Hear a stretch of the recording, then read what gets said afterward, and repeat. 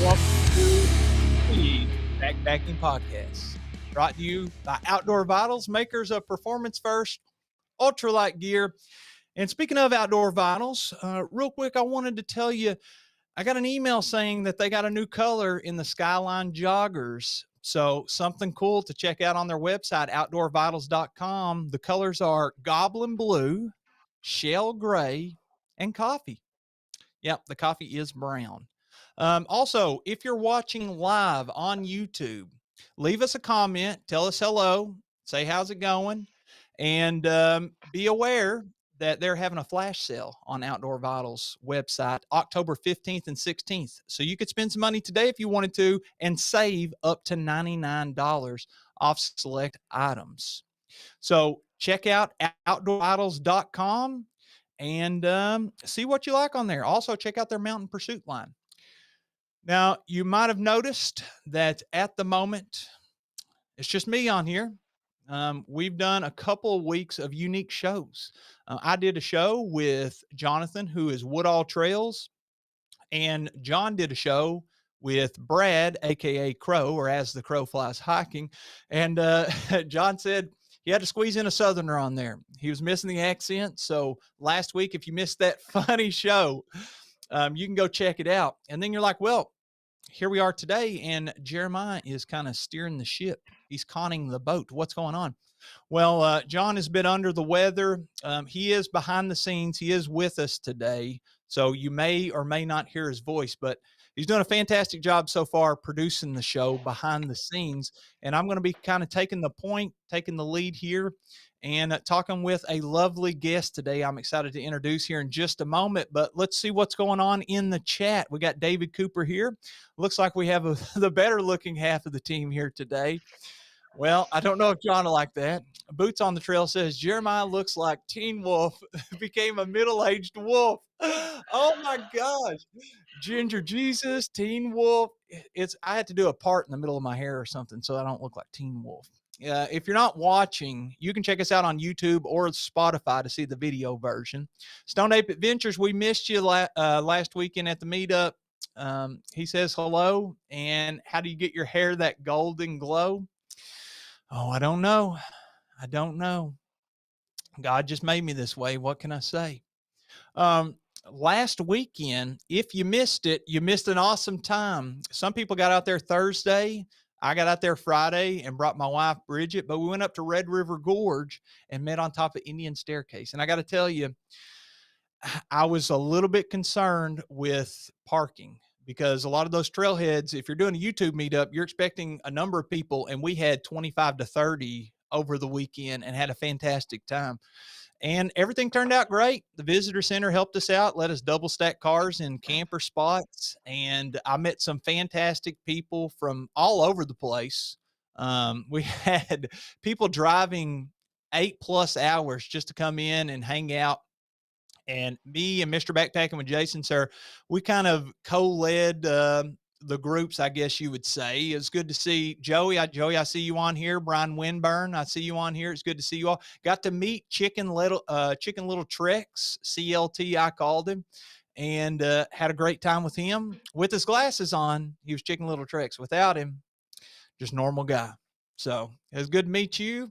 I don't want to miss anybody, but there was a ton of different people. Like I said, there 25 to 30 awesome, lovely people. So had a great time with you all. We went on a little hike up and down the staircase. So if you're from around that area, let's just put it this way. My wife has had a panic attack literally every single time that we went up Indian Staircase, and we were camping on top Indian Staircase. And first of all, let me apologize because, oh yeah, by the way, JK couldn't be there, and you're going to have to wait until next week. We got a great guest next week as well, but we'll also hear from JK and how he wasn't able to make the meetup. So more on that later, but we did miss him dearly. Don't want to miss that.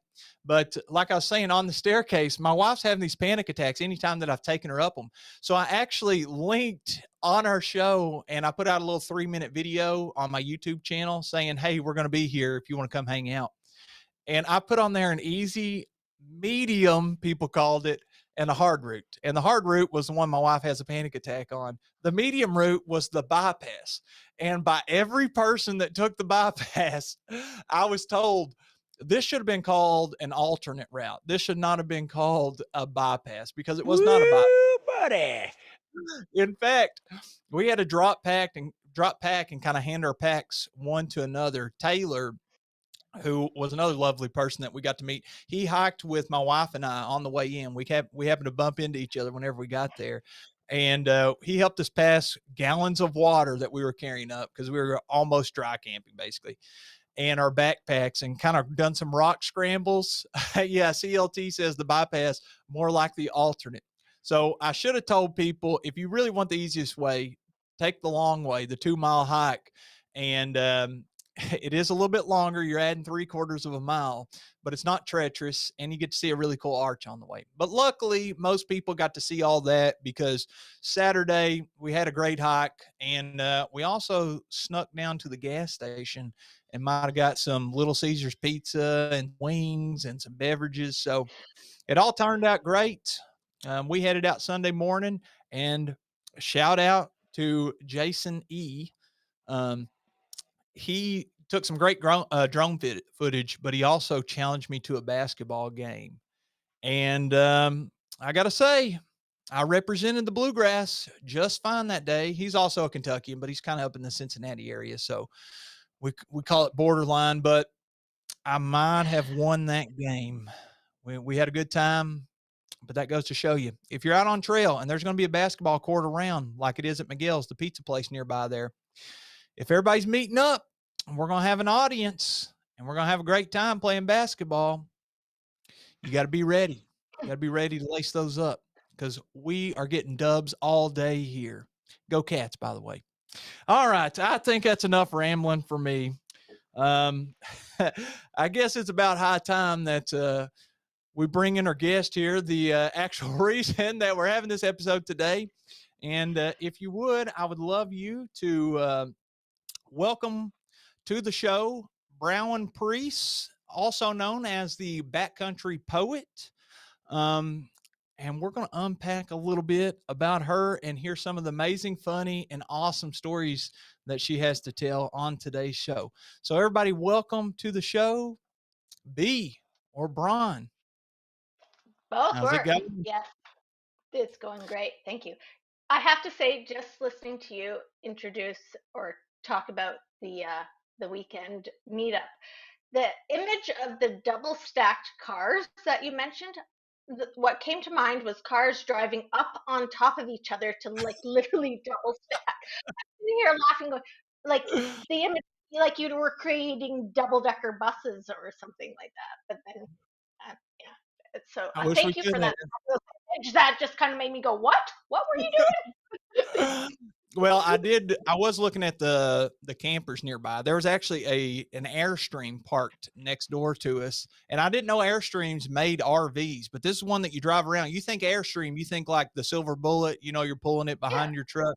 They were driving this thing around, and it was an older couple, and I don't know what was going through their mind. They're seeing all these hikers come in and literally just invade the whole parking lot of the camping area, and just they had to be thinking, how are they going to get all these cars out of here? Like, what if somebody has to leave that's getting blocked in? Because we were parking everywhere. But yeah, we had a good time. It would have been quite the drive Sounds like for it. you because let's see, are you in Alberta or are you in British I'm in, Columbia? I'm, I'm in British Columbia. Yeah, so I am in Whistler, British Columbia. So yeah, I'm a few miles north of you. I was just thinking when you said, last week you had a southerner on the show. Well, now you've got a northerner. Yeah, we got the opposite side of the continent. Well, we're happy to have you here. Thank you. There's a lot of stuff I'm wanting to talk to you about today, but let's just get a general overview. So I'll list off a couple of things to have a broad stroke of who we're talking to, and then let's get into some specifics. So Sounds looking great. at so everybody, by the way, can go follow you on Instagram. Can you shout out your Instagram real quick in case they want to check that out? Poetic hiker, all one go. So Poetic poetic Hikers. P. Yep. I could spell it out. Poetic, poetic, and then hiker. We all know how to spell. Well, I was looking at your Instagram, and these are your words. Okay. This is not me. This is what you sent me. Uh, and this is a Okay. quote. Older Okay. female solo backpacker. Those are your words. Yes. I'm not calling you older. No, I may that's call good. you're a seasoned backpacker. So Sure. We'll go for that. I also have on here, you've dealt with some injuries in the past, being that you've logged so many trail miles and it kind of beats up your body. I have here that you have a knee replacement, and we've talked about some of the metal parts that are going into the body, like That's just the first of it. yeah, I'm sure we'll get to it, but like you have a rare genetic disorder, and that also involves metal, specifically copper. But we'll talk about that here in just a minute. And um, a broken hip on trail. So I don't know if you needed a hip replacement for that or not, but that's a tough one. Not a, yeah, not a hip replacement, a whole rod down my femur. That was about 14 months ago. Yeah. And some big Well, screws, you know. Woo, buddy. Just to keep it, yeah, exactly. Just keep it in place, Yeah. you well, know. besides I, those things, I'm a don't see me in an airport. It's fun times right now. I'll tell you that much. you're setting off every Beep metal beep beep beep detector. beep beep. Beep. Yeah, every metal detector, exactly. Well, Anyway. are there other important things that I missed, just broad stroke wise, before we start getting into specifics? I know the GDT, the Great Divide Trail, we're going to hit on that as well. But what other, generally speaking, would give people a good idea of who you are? Uh, that's a tough one. But I guess the essence and of what's pertinent here with this is that I am a writer and I write on the trail, and um, I'm up in Whistler, British Columbia. The snow line is falling closer, coming closer and closer and closer. And so right now I'm in my mad panic hiker mode of where the forecast is supposed to change tomorrow, and I'm racing. I'm trying to beat the snow. And when the snow comes, it's a whole different thing. But this is my time where I find I suddenly become panic mode hiker. So, and Oh, that's been me. That's been me the last couple days. well, I'm Because I glad tell you you, mentioned snowshoes just don't don't they cut it don't cut for it for me. you. Well, I'm going to be honest. I haven't tried the snowshoes. I did go up. Don't, don't, No, don't. it's not. They're nicknamed misery slippers here. I almost literally threw mine off a cliff last winter. I'm like staunchly against littering of any kind, but there was that point. I was actually on a trip with my daughter, and I said that to her. I said, "You know me. I am against littering of any kind. But right now, you have my full permission to throw these snowshoes off the cliff if you'd like. Just so I don't recommend it, but come this winter, there I'll be strapping them back on at some point because that's just the nature of the beast. But yeah, Well, I've brought them backpacking with me, but we okay. did whenever I only went on one trip where it was like actual deep winter. It was in April and it was in New Hampshire, but I Oh, never had to nice. unstrap them on my backpack. That's pretty far north. Yeah, no, New Hampshire's north, and April you got hit hard with winter in April. Hey, still, so I guess it was lingering, it hadn't melted Yeah, yet. and not to dwell too much on my experience up there, but I will tell you, there was one winter storm. Like we made it up. We were looking over like Mount Washington area, and I believe, unless my memory's wrong, could be making up false memories here, but we got up there and we were like, should we go They're on? valid. What's that? I said the false memories are equally as valid. Don't worry. They're sometimes the Yeah, greatest ones. I was so on that mountaintop, I swear. yeah, yeah. Sometimes it embellishes the story a bit, but we were looking up there and we were like, do we go on up to the top? Everything was frozen and we had micro spikes on, and we was like, we got the equipment, we could go on up. And then we were standing up there, I don't know, maybe 5 or 10 minutes, and literally it started. it's almost like sprinkling, but it's snow. And then it gets over 10 to 15, 20 minutes, it literally starts rolling in. And we was like, it don't matter if we want to go that extra 500 foot to the top or not. It ain't happening because we need to head back to camp right now. We're at like 4 or 5,000 foot. I don't remember how much, like maybe 4,200 foot. And we said, yep, let's descend immediately. Otherwise, because like literally a week or two later, somebody in that same area got caught in a storm, and then they found, like, they couldn't find them until it was too late, and that person died of hypothermia up there. And so, you know, that just teaches you, you got to respect nature, and sometimes you got to call it quits before it's too late, because I'm not super experienced in that kind of terrain.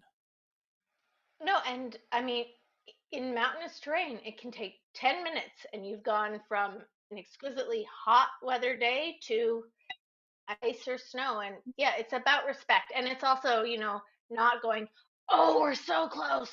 Oh, we could just do it. And, it sounds like you made the wise decision of, no, we have to get out of here. And it's like you're letting go of that, whatever. Did we Yeah, make the it to the end? ego. Whatever. Yeah, the ego and stuff. And and you know, yeah, it's a tough one, especially if Yeah, you're like, it sounds like you're so close, right? But it's like, you're here to tell the tale, right? Which that's really so sad when those stories are, tough. yeah, because sometimes it's outside of your control. David Cooper says, so between the snow and the rain, how many good hiking days do you get per year? Uh, That's so here, up here, my hiking window is short. I April, so we're near the coast. So I'm in Whistler, which just geographically speaking is a couple hours north of Vancouver, about 3, 4 hours north of Seattle. Um, uh, and so cut right on the coast and just slightly inland a bit in the coast mountains. So we still have winter conditions where I am right now into like April. But April, Mayish is when the hiking starts coming. And that's actually, I kind of get a little bit cagey at that time. It's like the bookend of what I experience right now, where I'm trying to race against the incoming snow line. At that point, you still have snow in the alpine and a lot of the trails where the valleys are clear. You're getting these beautiful spring days, but there's only so far uphill I can still go at that time. But yeah, we're looking at April, May to right about now. And then there's more options on the coast, which is not far away, but you're dealing with a lot of rain. So that slows stuff down through the winter time. I mean, I'm not scared of rain, um, but right now, yeah, it's a several month window. I wish it was longer, but that's right, basically a May to October. Yeah, and I've And noticed that a lot of the northerners, you have to plan around the weather. Just like down south, you're going to get into the water sports. You're like, okay, well, we got the lake, we got all summer. We're going to do wakeboarding, or I'm on the ocean, I'm on the southern coast. I'm going to learn how to surf or deep sea fish or whatever. Up north, I find people are like, okay, I need to know skiing because I saw on your Instagram you do a ton of skiing. Maybe I want to try no, out. tons, tons, tons. Oh, not skiing. Well, no, I do some, but I'm much more a hiker. Like I actually only Okay. learned how to ski when I moved to Whistler about 8 years ago. So I grew up on the coast and I never really learned how to ski very well. So I put it this way. I own skis. I actually wish it was a snowboard. I'm kind of rather than skis, but I would never call myself a skier. I own Ah, skis. I put them on in the wintertime. Yeah, I I'm just guarantee you. out of respect for people who make that sport beautiful and look good. That's I've got my moments. Yeah, but definitely I get out in the mountain. I'm an outdoor girl. I get out there. I get after it. But yeah, not a Yeah, and skier. I see, people do snowmobiling. That would probably be more up my I tried the skiing. I stuck to the bunny slopes, and I wasn't even great at that, so Well, there you go. Well, yeah, I have the biggest ski resort in North America, like right there at my doorstep, right out the window. So I feel super fortunate. I love it. I do get out there a lot. Um, Snowmobiling, great fun. You, I don't have one myself. It's when you have your friends who do, awesome. Hey, But we got a yeah, great I think question on here for you guys if you wanna okay. answer it real quick. This is a great one. It's from Maddie Outdoors. He says, "How do you find the trails further out west compared to the GDT in terms of solitude and feeling out there?" Mm.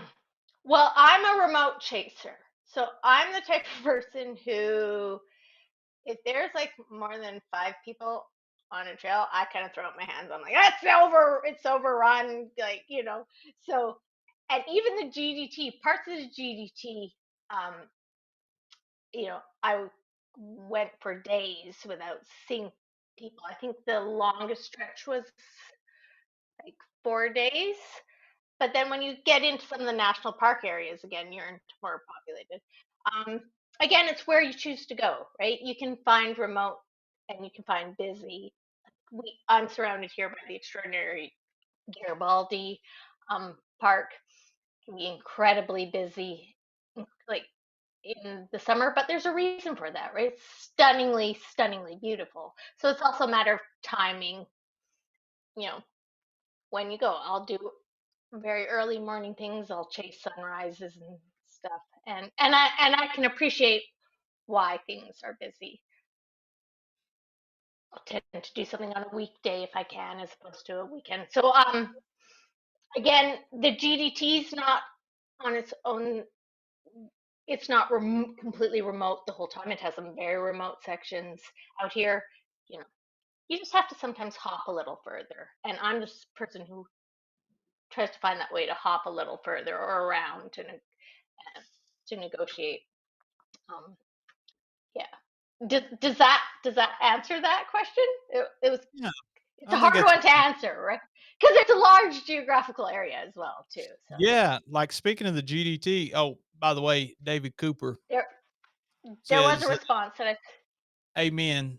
That is exactly why I don't go to the national parks. They're so close to me." I totally get it. Sometimes those are a little bit overloved, to a little bit too much love. So, and speaking of the GDT, just yeah. a few fun facts about it, just so we can give context to the people who are unfamiliar. Um, the Continental Divide is it runs between Alberta and British Columbia. 1,100 kilometers start to finish, or about 700 miles. I think you've done over 850 miles of it, which I want to tell you here in just a second about. Starting About point. kilometers. Oh, sorry, I I think misspoke. yeah, 850 kilometers. Yeah. yeah, or about Um, 900. and Yeah. then Waterton Lakes National Park to, I'm going to butcher this, Kakwa Lake. Is that how you say that? You did that. That is exactly how you say it. Yes. So the And the then there's a the GDT, like the Great Divide Trail, that's the acronym. It ends at the border, or or it starts at the border where the CDT, so where the Continental Divide Trail ends. So it's a continuation of the Continental Divide. We tend to call it the Great Divide on the Canadian side, but it is still the mountains dividing the waterways. And yeah, so Gotcha. they meet at the border. I also put on here that there's a lot of unmarked sections or minimally maintained sections. So online it says you really need to make it essential to have GPS and maps. And the best time to hike it Oh is yeah. somewhere between July and September. Is Yes. what they Yes. that's just what I read online. And John just showed a picture of One it. 100. Yeah, 100% correct. Yeah. Yeah. Okay, well, let's talk about your experience on the Great Divide Trail. So you're I have on here that you broke your hip last year. Was that Yeah. during a through hike attempt of the GDT? Yeah. So my through hike attempt of the GDT started 2 years ago, Okay, tell me about it. and uh, and I had every intention of going straight through. So originally, but my plan was to do from Waterton to Jasper, the Jasper town site, it all solo. So that is about 900 kilometers, and we'll just get bilingual here for a moment. About uh, 500 miles roughly solo, and then the last 100 plus um, miles, 250 kilometers, I was going to be joined with um, a friend of mine, just because there's a couple hugely formidable water crossings that Mhm. um, I did not want to take on alone. Um, I am, yeah, I'm not the largest, most bulkiest person or the most, vertically Yeah, you endowed. look good. So a big water, yeah, they scare me senseless. So that was my plan. So I started out 2 years ago with every intention to do the whole thing, do my 500-mile solo, um, get joined by my friend. And um, my body had other ideas. So a couple 100 miles in, first time in my life, I started experiencing um, tendon issues in my feet. I've never had tendonitis issues whatsoever, and this was very heartbreaking to me too, because I kept pushing on. I kept pushing on. Oh, tomorrow will be better. I so rarely ever take painkillers. I had gone through my painkillers that I did have with me. It wasn't getting better. However, I kept being like, oh, tomorrow somehow miraculously my feet, if I just raise them. Long story short, um, I had to push the SOS button on my InReach because I got to the point where I could only crawl. I could not walk any longer. And at that point, just the way things aligned, I was able to confer with a couple other people on the trail, and that it was the only option. That was two Let me years ago. Had to push. Oh, yeah, Okay, let me interrupt you there because I yeah. think that the audience, just generally speaking, don't hit SOS button or have no experience with hitting an SOS button and have no idea what that even looks like if you do hit an What SOS that? button. Because I carry one of these little Garmin inReaches and it's got the Yeah, that's cover exactly and what it. Exactly, it's right you here. got it with My, you. uh, I've got it here, right there. You got your Garmin Yeah. InReach. That, So yeah, the time comes and you make the decision, I had to hit this SOS. Okay. I want you to take me yes. through the logistics of what happened. And here's specifically what I'm looking for. From the time you hit SOS for until the time that you get contact from someone somehow is how long. Let me ask you a few things and then you can run through them. Okay. And then Yep. also what form that contact comes in, whether they call you, text you, message you through the Garmin, and then actual boots on the ground get there. Sometimes they have to wheel people out. Sometimes there's a helicopter rescue. Um, sometimes you're close enough that you can drive a four-wheeler in or something. So take Mm-hmm. me through the logistics of you hit the button and then you somehow end up, I would assume, either at a Off transportation trail. location or a hospital somewhere. So go ahead and hit it. Okay, I will preface that by saying I had to hit the SOS button once before in the backcountry, not for myself, on behalf of an injured hiker that I'd come across. Um, And so I got to see how it all worked ahead of time, which was really exciting. I will add that he ended up being totally fine, so I'm able to have that layered appreciation, um, which was astounding and amazing, and to see it work.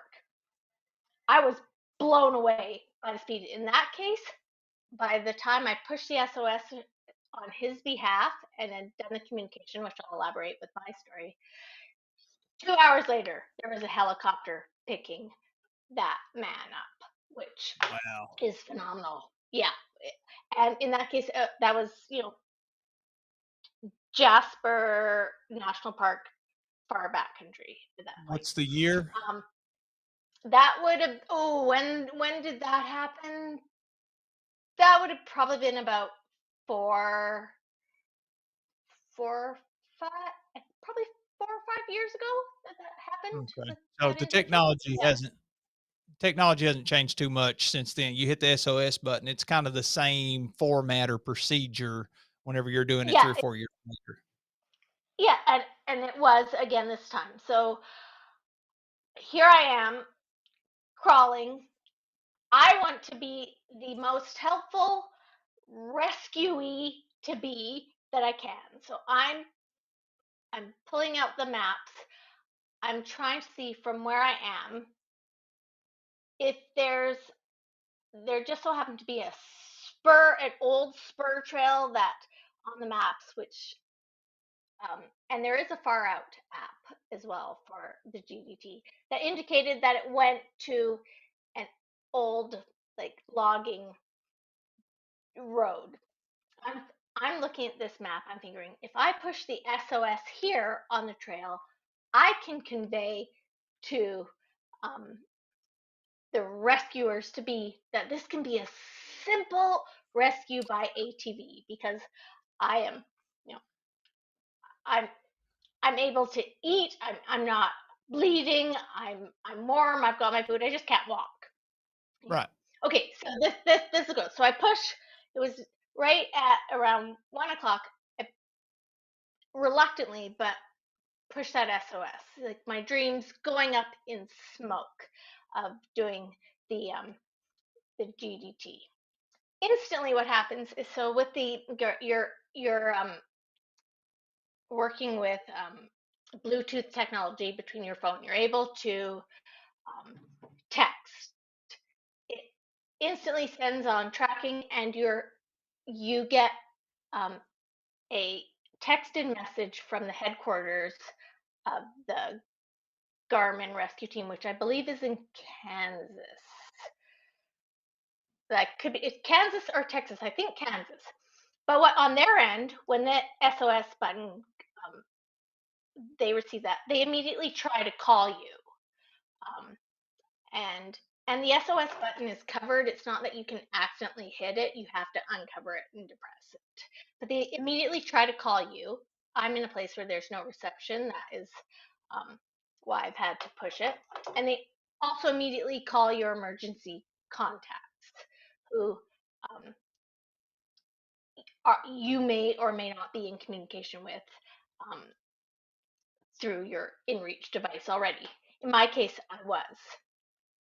Um, so you're immediately texting back and forth with their headquarters, who assess the type of help you're needing. Essentially, it's like calling a 911 call. Yeah, they're surveying you to assess the Yeah, situation, like what you yeah, need they're to do. they're surveying you back and forth. Yeah, what type of help do you need? Does the questions and very specific to you. So from there, they switch the conversation over to a more localized response team. So in that case, I was in Alberta when I had to press that, and that went to an Alberta response team. And in my case, so there's a lot of repetition with,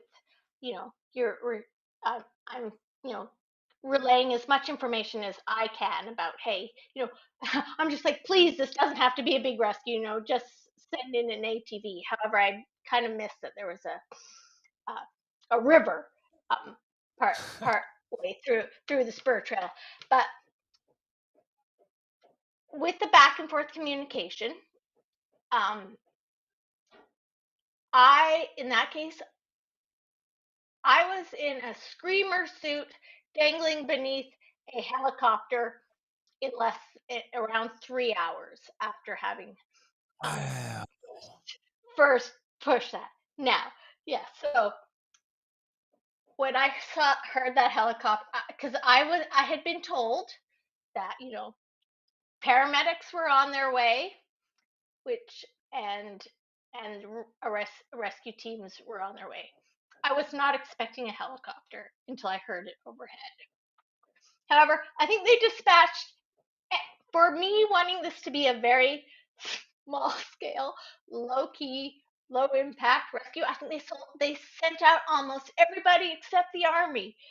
So we had the helicopter come down, pick me up, wrap me up in a screamer suit, which I was told is the name, which are essentially carabinered into this big sack with your rescuer who's come down on a long line.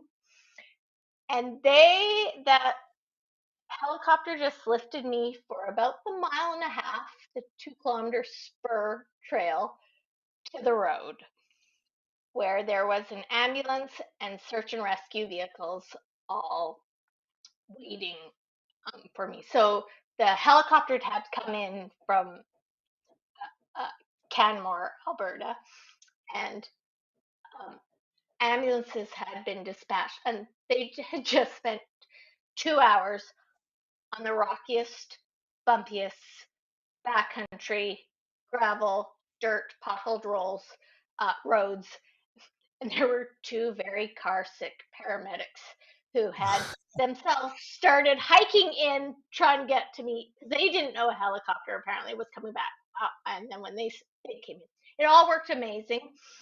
I spent the time in the back of the ambulance apologizing to them for this rough road that they had to take, and they were like, "No, it's great. We found all sorts of great fishing places we can come back to with a little gravel, So yeah, it was great. Yeah, I ended up at the hospital and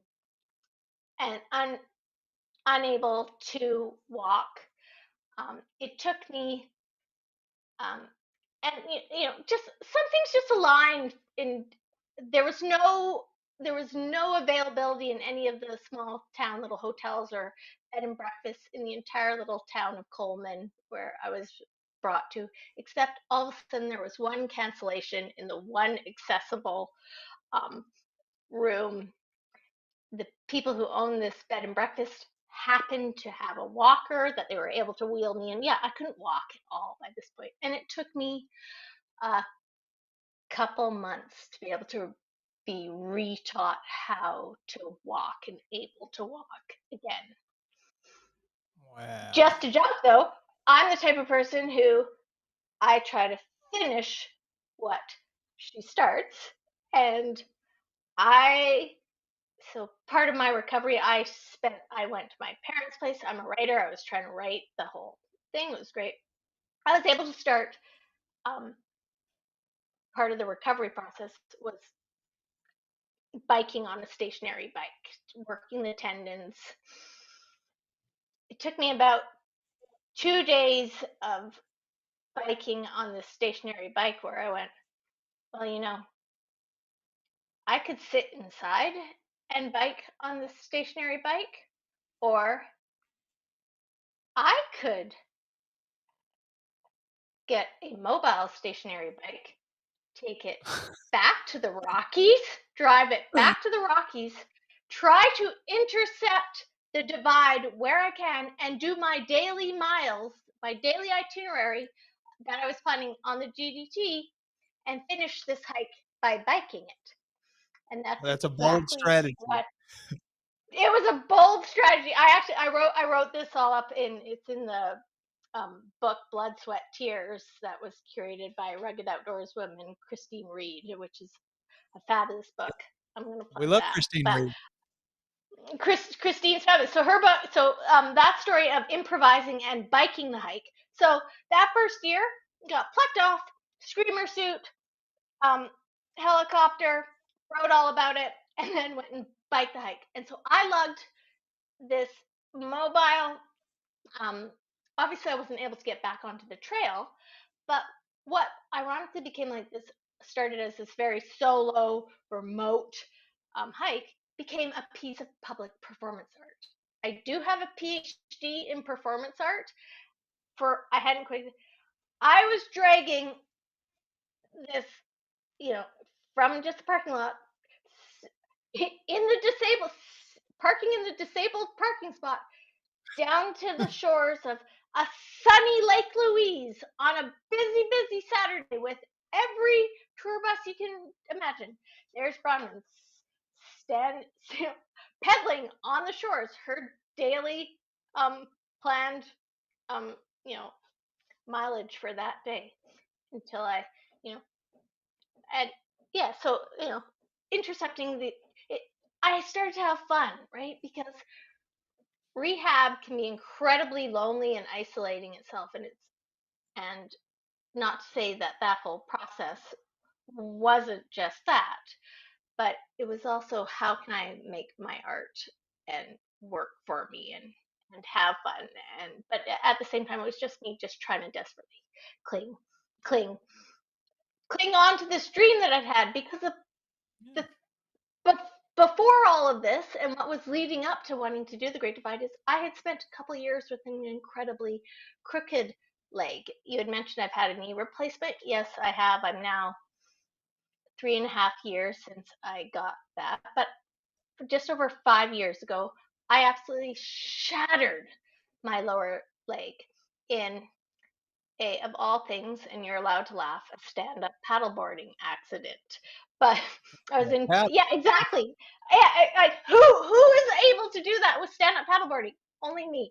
But yeah, it was fast-flowing water at spring runoff with the glaciers. You mentioned Little kayak. I do have a rare genetic disease where I have slightly lesser bone density, which is kind of why I break a little easily. But there we are, stand up paddleboarding. I got turned around in an eddy, stood on a rock. I should have just immediately been swimming, but instead, the combo of slightly lesser bone density, the current lower leg blew into over 20 pieces. They stopped counting, and I was immediately swimming. Doctors were able to piece it all back together with a bunch of metal, but the bones set in such a way that um, they healed where my knee healed incredibly acutely. So I had a very crooked leg, and went back to the doctors, and they said, "Well, there's nothing we can do for you. You'll be a candidate for a knee replacement in about 20 years. Just keep living your life doing what you do." My physiotherapist or physical therapist in the States, threw up her hands, said, "I can't believe when they say that to people who live in this neck of the woods that that are really, really athletic." Because me keep living my life and keep doing what I do meant I kept throwing on a backpack and hauling myself out into the backcountry incredibly slowly, like 1 mile an hour, incredibly painfully. It inspired a lot of writing on the trail, but you know when the doctors found that out and I was starting to grind, metal, bone to metal, and they were like, "Wait a second, we don't understand how you're able to walk in the first place right now. How are you able to do 7 miles with a backpack on?" The metal got all taken out. That was surgery number 2. So the initial accident happened about 5.5 years ago.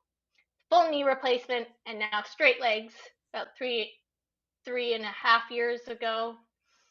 And 2 years ago, I was setting on the GDT with 2 straight legs, been doing all the training. I was ready to go. Nothing, and then have to push that SOS because of tendonitis of all things. Heartbreaking. Okay, Yeah. so yeah, that So happens. can I jump in here real quick? We got a few comments. I want to make sure we get up here real quick before we get too far. Yeah, Matty do. Outdoors, you Yeah. asked earlier if you answered his question well. You can't read that, so I'm just going to read it. He said, "Can definitely appreciate that. You 100% answered it. I searched for the remote as well. which is why he asked. David Cooper said, "Do more people hike north to south or south to north on the GDT?" South to north. South to north. Yeah. And then David Cooper also said the SOS procedure firsthand story is phenomenal. Absolutely phenomenal.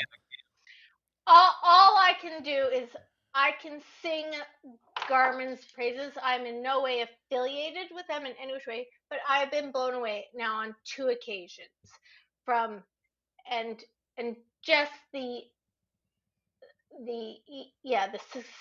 succinctness and it's inspiring. But what can get in the way of that could be weather, could be if you're in a small tight valley or whatever. Anybody who has tried to send backcountry messages knows that there can sometimes be a delay. I've been so fortunate; both stories worked out phenomenally. I also do use this as my little creative tool in the back where backcountry, that's another story we'll get to, where I send creative backcountry poetic snippets. But, that's awesome. Well, there's one more thing. And yeah, once talking to somebody from Garmin, they're like, "We've never heard of the InReach being used as a creative tool." I was like, "Oh, yeah, it meant me." There we go. So Jeremiah, keep going with the comments. there's an important comment right here, Jeremiah, and it's specifically to you. It says, Jeremiah, don't forget to ask the, all in capitals, question. I have one. Well, I actually have 2 quick questions I want to ask before asking the question. I'm excited. First, okay. Hopefully this isn't intrusive, but was there an out-of-pocket cost for the Garmin? And do you have to have like an insurance or something if you don't want an out-of-pocket? So, there. How much they? Let me think. What is? So I mean, so the InReach itself is they're cheaper now than when I've had mine for years, and there's now there's the out-of-pocket expense of buying this, best investment ever, several $100s. They come on sale, so that's personal expense. For pushing the SOS button, so I don't know if this is going to be different in the United States versus Canada, where our healthcare systems are different. But the only expense that I incurred was a small expense for the ambulance transportation, which was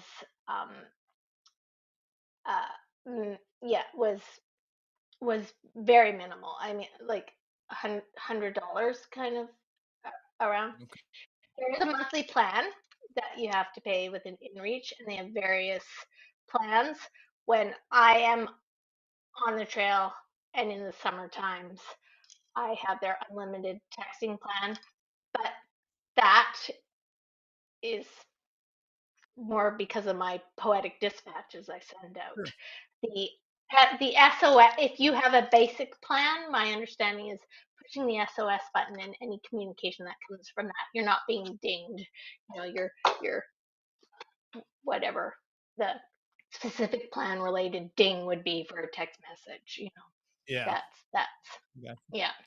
Okay. But again, I don't have the specific answers if it would be different in the United States, but sure. I wanted to know your experience if they had charged you. But now I'm going to ask you the question. I do know that helicopter. The helicopter I did not have to pay for. There's something, but yeah, just a little bit of 2 hours of, and I was more than willing to help. Contribute to the gravel and road sickness consolation of those poor paramedics in a tree. Okay, what's the question? I'm scared. The question is, as we're nearing the end of the show here, we'd like to wrap with if there is any times where you've ran into any interesting situation involving poop in the backcountry. It can be something that happened to you or a friend, or, well, we've heard some horror stories, and I'll tell you over the weekend, by the way, at this YouTuber meetup, I'll give you a 30-second funny. there was some college age kids that come into the meetup, and you have, 2 dozen people there sitting around this campsite. And the kid walks in and he says, "Hey, do y'all have any extra trash bags?" And we're 2 miles into the woods. So I was like, what a random thing to ask for. And I was like, well, I have a gallon Ziploc bag. And he's like, no, that won't be big enough. And so then I started asking follow-up questions because he said the gallon Ziploc wasn't big enough. So I was like, what is he putting in this trash bag? And it turns out that my wife and I passed up this tenting spot on night one because there was toilet paper kind of strolled around that general area. Well, them college kids didn't pass it up. So this kid either sat in or put his hand in human poop and got it all over his clothes. And he said every time he changed clothes, he wanted the bag to back up his poopy clothes. I was like, you should probably just burn those, bro. But I get it, being a broke college kid. You got a Nike hoodie that's worth $200. You don't want to burn it. So he said, Especially now you have a Nike hoodie with a story, yeah, now. then you got to keep it. And he said, yeah, every time, even in my fresh clothes after changing, there was more poop. Every time I gone to do something, there's more poop. I was getting on this, getting on that. So he's like, I need to bag up all these clothes. And it turned out that we had the hefty wag bag. That's funny, Shay. That's a good comment. So that's my little funny poop story. Do you have anything, relatable? Well, of course, I don't think it's well, not that good. I don't have that good. Um, I you know, I coin it backcountry butt. And the thing is, I am a writer. I am the backcountry poet, and I think part of the writing and being real about writing about the backcountry experiences, you can wax poetic about the mountains and the beautiful view, and then you're like, and then I just crapped myself. It happens. You're eating, and that features into my writing. We don't dwell on it excessively, but oh, I think part of it, absolutely.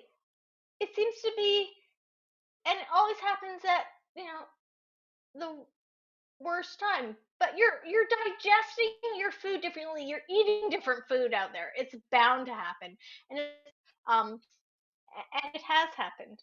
I remember at one point I had the unfortunate experience. I was trying to take some new supplements, which I had not realized had a rather laxative effect, which is unfortunate to discover this when you're in the backcountry.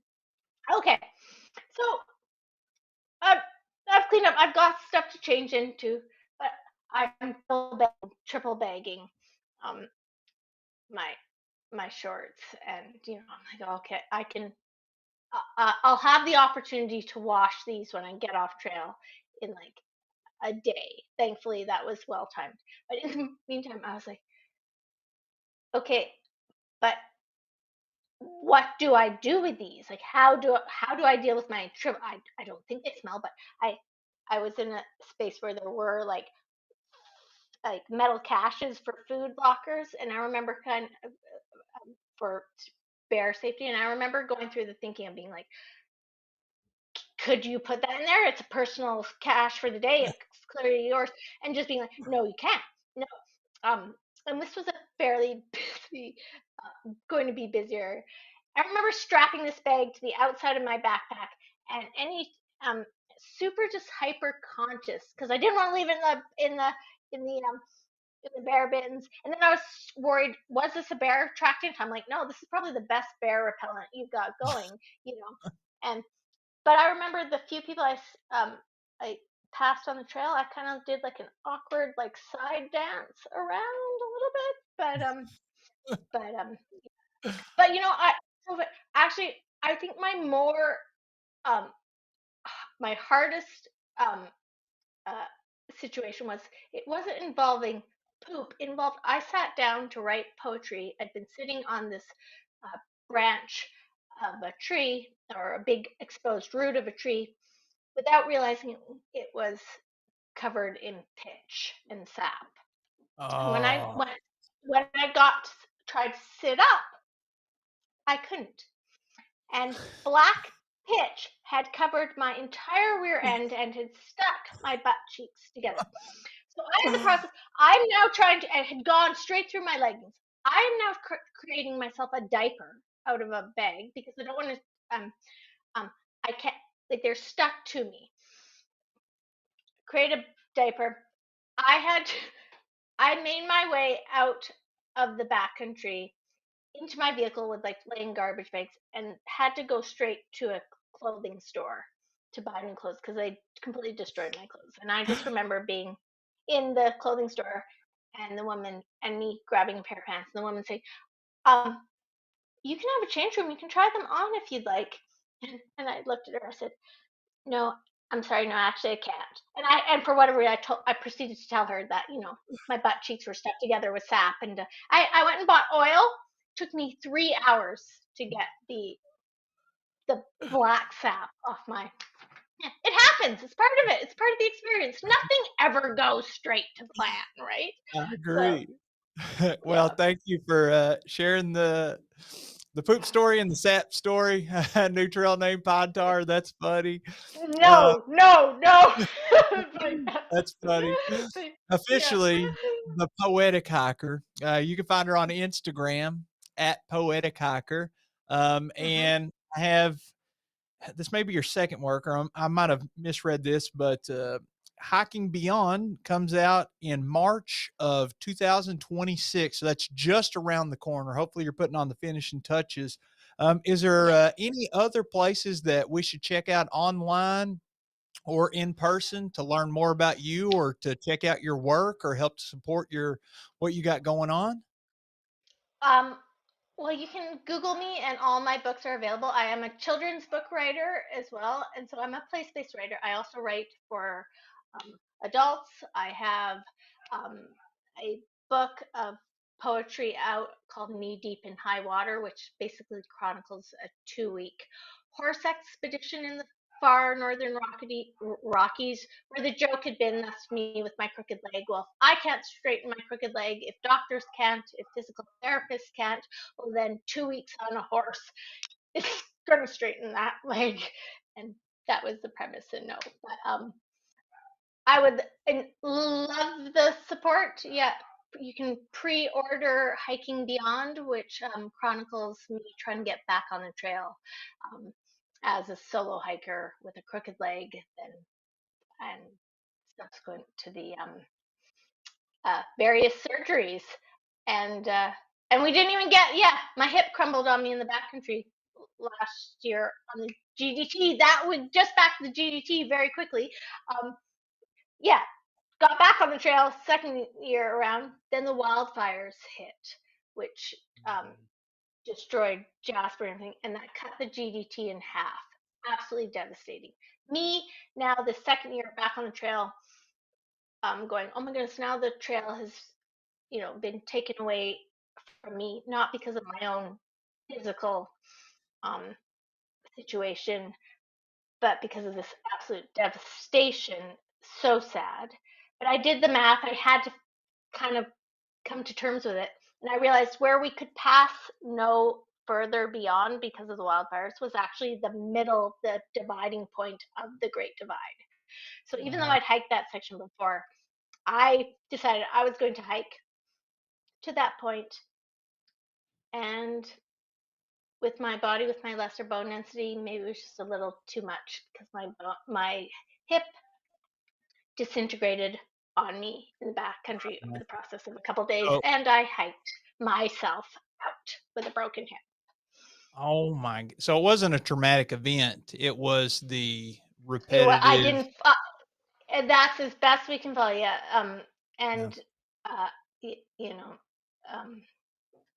It's kind of like a stress fracture, but it's also with your bones. It's hard to classify. But I'm hard to classify. And I guess that's what fuels my writing, right? So, but well, I really appreciate you joining us today. Lovely speaking with you. Very interesting person, and I'd love for everybody to go out, support Bron, You said give you a Goog. Also check out the Instagram Poetic Hiker. There's some different stuff linked on there. Like Yeah. at And Caitlin I'm on Press. Amazon. I'm on Amazon and all the places. Yeah. So But easy to find. Just need to look up easy. Bronwyn Preece. Yeah.